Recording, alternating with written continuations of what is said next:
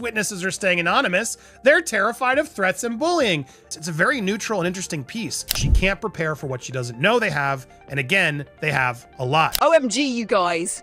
Stop whatever you're doing, because the Hollywood drama unfolding right now is so scalding hot. It's literally melting phone screens across Beverly Hills. Our favourite blonde bombshell, Blake Lively, is reportedly spiralling into a full-blown meltdown after The Hollywood Reporter went totally rogue with a cover story so brutally honest. Publicists everywhere are clutching their Hermes scarves in shock. And honey, if you think you know the whole story, trust me, you've barely scratched the perfectly contoured surface. Let's set the scene. February 22nd. Just another champagne-soaked Wednesday in La La Land. The latest issue of The Hollywood Reporter hits desks across Hollywood featuring, I can barely type this without gasping, Blake Lively, drawn as some kind of medieval warrior, aiming a slingshot directly at her It Ends With Us co-star and director Justin Baldoni. Like, are we living in 2025 or the actual Dark Ages? Blake went absolutely ballistic, spills an assistant who was unfortunate enough to be present when the magazine arrived at her Tribeca office. We're talking throwing her green juice across the room, cancelling all appointments for a week levels of meltdown. 3 people from her team literally quit on the spot. They couldn't handle the intensity. The illustration was described by one media veteran as the publishing equivalent of a public execution. And being frank, if it were not for women giving me direct feedback in my own personal life and being a man who was willing to at least listen to them, there's no chance that I would be having this conversation. So the message, to answer your question, the message is very simple. As men, we need to embrace all of the parts of us that makes Actually getting picked up and doing very well, and I was one of 2 people maybe, and then I get a call from my managers and my agent. They were both on the line, which means it's something serious. Right. Either you got the job or there's something wrong. Yeah. And they said, so you were the choice, but the network said. Over brunch at Little Beach House Malibu, a former studio head whispered to me, "In 30 years in this business, I've never seen a magazine declare war on an A-lister this explicitly. Not even during the worst of the 90s tabloid wars. Blake's been Hollywood's golden girl for so long that this feels like watching the Queen get dethroned on live television." Sources close to Ryan Reynolds claim he's been stress-baking sourdough around the clock and has temporarily relocated his Xbox to the guest house to avoid being caught in the crossfire of Blake's rage. Ryan's trying to be supportive, giggles, an industry friend, but he's also low-key terrified of becoming collateral damage in this PR nightmare. He's been making desperate calls to Hugh Jackman for moral support. On Blake Lively's claims that she was allegedly harassed by this guy when they shot the movie It Ends With Us, a film about domestic violence. And was Justin didn't harass Blake. Blake was interested in wresting control of this movie away from Justin, who was the director and the producer. She was just an actress in it. And to the point where this guy was in the basement at his own movie's premiere. And that what in fact happened was you guys were the ones out there generating negative press against Justin. You guys were the ones who were trying to ruin Justin at the Reynolds penthouse in Manhattan, where Ryan Reynolds allegedly bullied Justin so badly that a Sony representative, and her biggest takeaway was, it was so nasty. There's just so much more to the story, and the media's already like self-flagellating. Oh, we were too mean to Blake. And now you see text messages from Blake Lively comparing herself. She's the mother of dragons in Game of Thrones, that she too has her dragons, Ryan Reynolds and Taylor Swift. What Brian Friedman alleges is, and that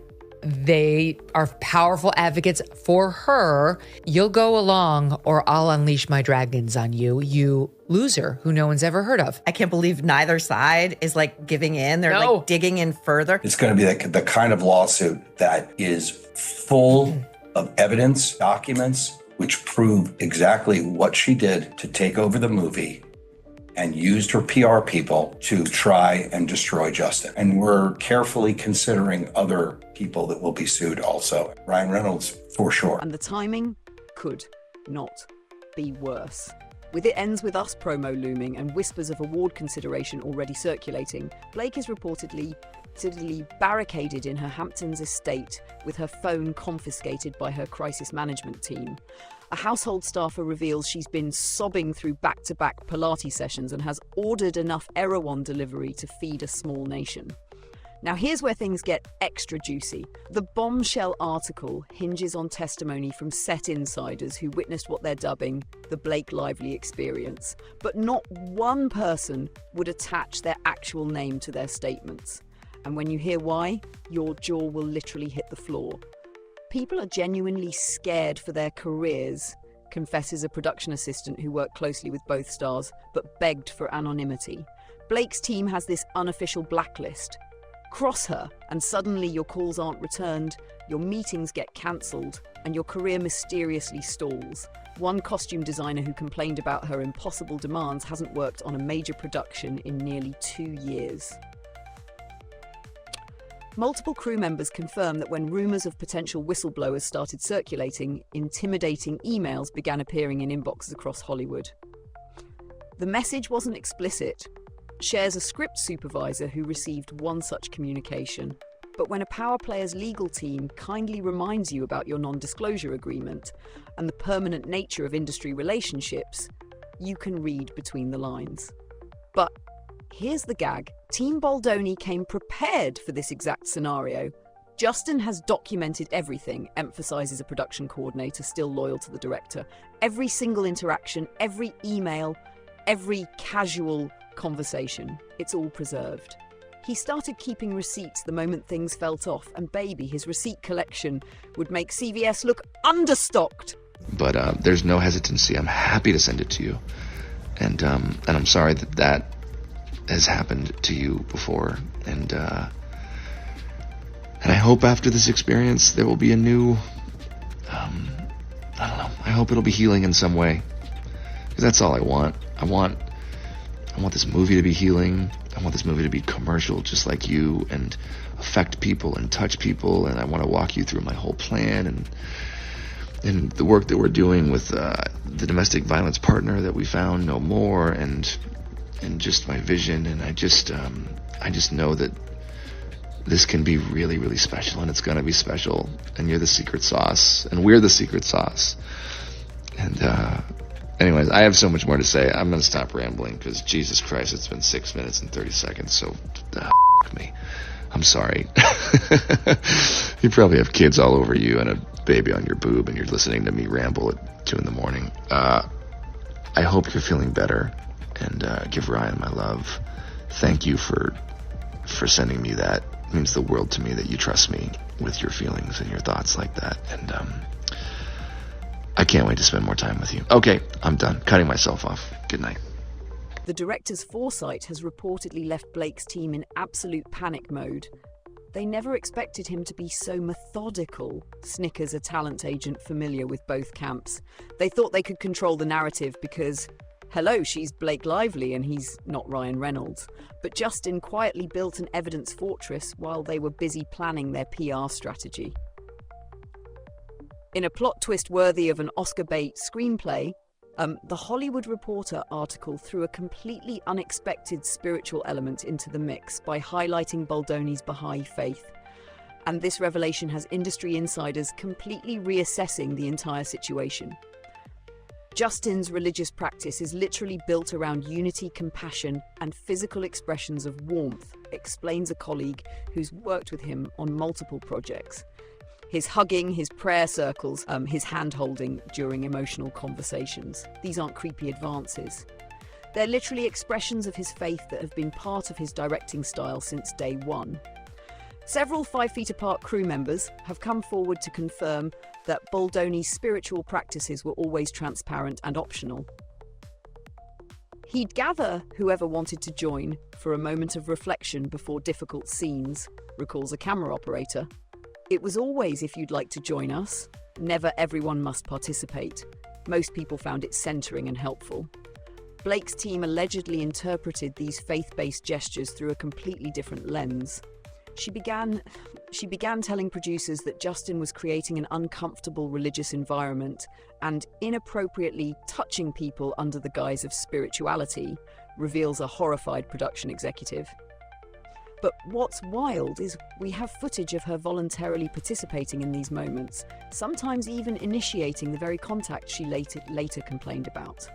The backlash on social media has been absolutely savage, with one viral tweet reading, "Blake Lively using Me Too language to attack a man's religious expression is exactly why people stop taking legitimate harassment claims seriously." Another influencer with over 3 million followers posted, "Imagine being so privileged that you interpret someone's prayers as a personal attack.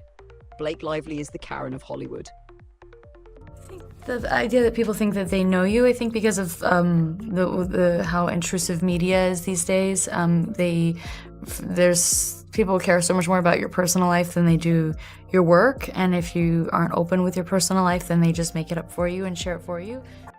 The idea that people think that they know you, I think because of how intrusive media is these days. I mean, I internalize that as opportunity. Like, we had such a responsibility to this audience to deliver something and to have the opportunity to deliver something for a passionate group of people. Even industry conservatives who normally avoid controversy are quietly siding with Baldoni.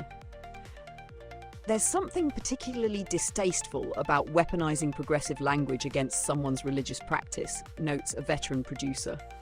It feels calculated and cynical in a way that's making a lot of people uncomfortable. If the public relations catastrophe wasn't spicy enough for you, wait until you hear about the legal nightmare has apparently created for herself.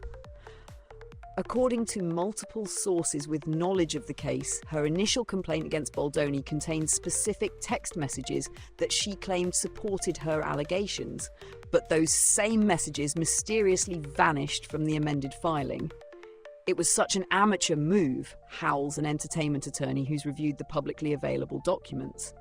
She included texts in her first filing that actually contradicted her own narrative when read in context. When Baldoni's team pointed this out in their response, those particular messages mysteriously disappeared from the updated complaint. But hello, everything filed with the court becomes part of the permanent record. It's Legal 101. The situation got even messier when Blake's legal team began claiming some of the evidence Baldoni possesses was unlawfully obtained, an allegation that insiders say is completely fabricated. That's their desperate Hail Mary pass, chuckles a paralegal familiar with the proceedings. The supreme irony is that Blake herself demanded all communications on set be preserved as part of her safety protocols. She literally created the system that's now exposing her contradictions. You couldn't write this plot twist. The most explosive bombshell?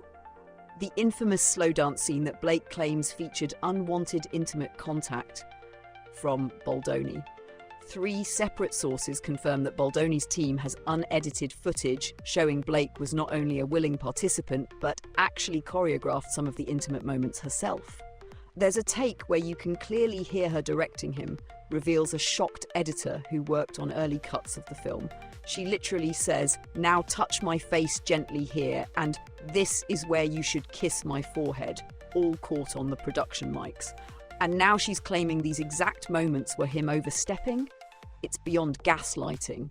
It's total fiction. Legal experts predict that if this footage is entered as evidence, Blake's case will collapse faster than a souffle in a slam contest. A lot of it's my real life clothes or my husband's clothes or my girlfriend Gigi's clothes. I was borrowing some. Wait, that's kind of amazing. So you have something of Gigi's in the movie. Yeah, it's like a wedding, like something old, something borrowed, something blue, something new. Wait, which one? Now I want to think of the scene. Oh, I'm wearing her stuff all over it. Oh, really? Tons of like Bodhi, which is with the suit now that I'm wearing is Bodhi. It was meant for my husband, but I borrowed it. His suit? It was meant for him to wear, but it's so pretty. Look at it. You guys are not getting it in the shot. But wait, there's so much more tea to spill. What initially seemed like complaints about on-set behaviour has evolved into something far more calculated, according to numerous sources intimately familiar with the production.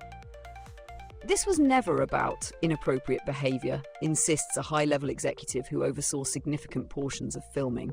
This was a systematic, premeditated campaign by Blake to seize creative control of the entire project. She wanted final cut privileges, directing input, marketing oversight, and Justin was the obstacle standing in her way. Blake would send these epic late-night email manifestos demanding script changes with zero room for discussion, says a writer who worked on revisions. She'd have Ryan's production company, Maximum Effort, crash marketing meetings they weren't even invited to. She'd completely reblock scenes during Justin's bathroom breaks and then act like that was always the plan. It wasn't collaboration. It was a hostile takeover with a smile. Multiple crew members report overhearing Blake make comments like, "This is going to be remembered as my film," and "Justin is just a stepping stone to what this project could really be." One brave makeup artist even recorded her saying, "By the time we hit the press tour, people will forget he had any creative input at all." Industry analysts now believe the harassment allegations were essentially Plan B, a nuclear option deployed when her behind-the-scenes maneuvers failed to dislodge Baldoni from his director's chair. She catastrophically misjudged the situation, analyses a crisis management expert who's handled similar situations for other A-listers. She assumed her star power would make everyone accept her version of events without question. What she didn't anticipate was Justin having meticulously documented every interaction or ruse, the Hollywood Reporter deciding to buck the traditional celebrity-friendly coverage and go for blood.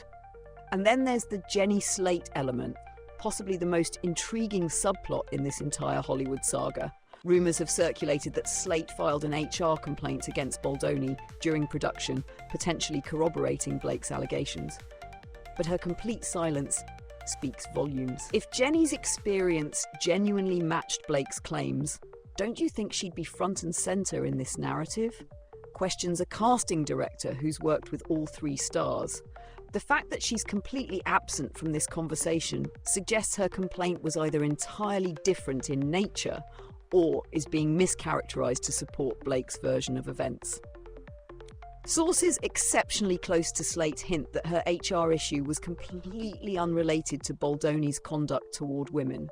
It was strictly about scheduling conflicts and creative disagreements regarding her character, suggests one colleague who spoke on condition of anonymity. But Blake's team has spun it into something unrecognizable from the original complaint. When approached for comment, Slate's representatives issued a statement so carefully worded it might as well have been written in hieroglyphics, misrespects the privacy and confidentiality of all production environments, and has no comment on matters currently under legal review. Translation: please keep me out of this dumpster fire. Industry insiders note that Slate has not cancelled any appearances with Baldoni to promote her latest project, nor has she unfollowed him on social media. Subtle but telling signs that her experience may not align with Blake's portrayal. As this drama unfolds in real time, Blake's once pristine public image isn't just taking a hit, it's experiencing a full-scale implosion. Social media platforms have transformed from her personal fan club into a brutal roasting arena practically overnight. The perceived hypocrisy is what's really destroying her brand, explains a digital media analyst who tracks celebrity sentiment online. Blake has spent years carefully constructing this image of being the ultimate feminist ally, the champion of authentic womanhood in Hollywood, the quirky but perfect relatable star, and now she's potentially being exposed as calculating and manipulative. Online audiences will forgive almost anything except perceived fakeness. The memes have been absolutely relentless. #medieval Blake began trending within hours of the cover's release, with photoshopped images of Blake's head on various medieval warriors attacking castles labelled Director's Creative Vision, flooding every platform.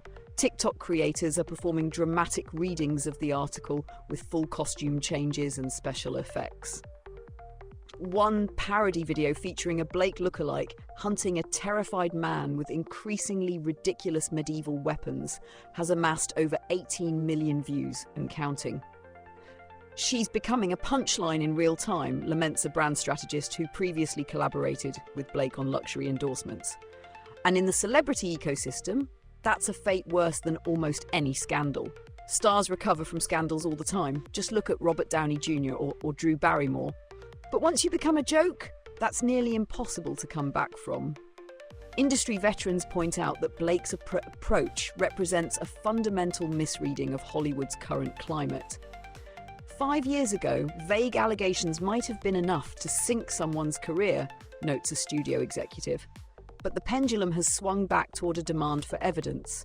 The public has grown skeptical of claims that aren't backed by receipts, especially when they come from positions of power. This shift is reflected in the changing tone of media coverage. Initial reports largely accepted Blake's framing at face value, but recent articles have grown increasingly skeptical, with headlines evolving from Blake Lively stands up against on-set misconduct to questions mount about Lively's claims against Baldoni in a matter of weeks. As Hollywood collectively holds its breath, one thing remains crystal clear. This scandal will permanently alter the careers and reputations of everyone involved. No matter how it resolves, neither Blake nor Justin will emerge unchanged. We're witnessing the real-time implosion of a carefully constructed celebrity persona, observes a media psychologist who studies celebrity culture. Blake Lively spent years building an image of authentic perfection, the ideal wife, mother, entrepreneur, and actress who somehow made it all look effortless. That fantasy is now crumbling before our eyes, and the public feels betrayed by the revelation that it might have been a calculated performance all along. For an industry built on illusion, the greatest sin isn't making mistakes, it's allowing the audience to see behind the curtain.